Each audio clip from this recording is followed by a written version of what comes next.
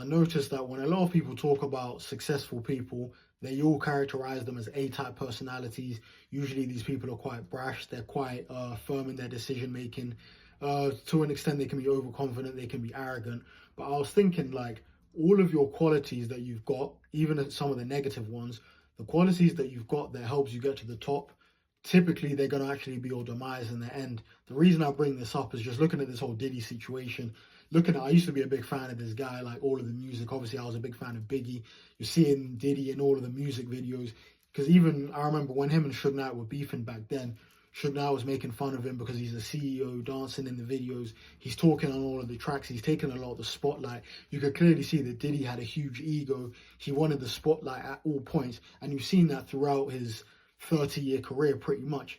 And now looking at what's going on with this whole situation with Cassie, clearly it's just ego. The fact that when Cassie had written down all of this stuff in a book and it was presented to Diddy, he pretty much disregarded it, and then he still ended up paying her 20 million anyway within 24 hours of her putting out the lawsuit. So again, his ego made him blind to pretty obvious things. His ego made him do all of this wild things to not even just Cassie, but just to people in general.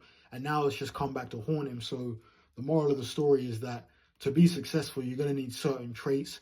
A lot of these traits are not necessarily positive, even though I'm sure he's a hard worker, he's a grafter, which is great, but he's used it for kind of bad, he's used it for evil. So a lot of these traits that you've got, which help you get to the top, eventually they're going to expose you, and especially ego.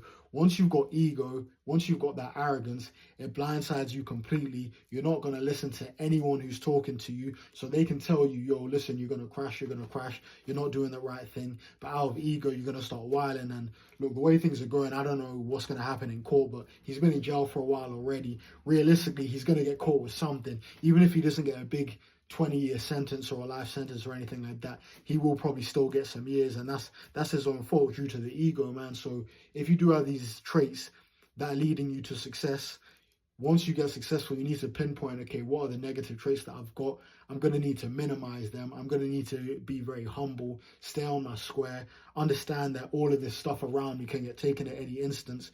If I can understand that and have a level of humility, then maybe I can still retain my success and be fine. But if I let the ego, if I let everything get the best of me, I'm going to be kalas, I'm going to be finished, and I'm going to end up like Diddy, a disgraced superstar.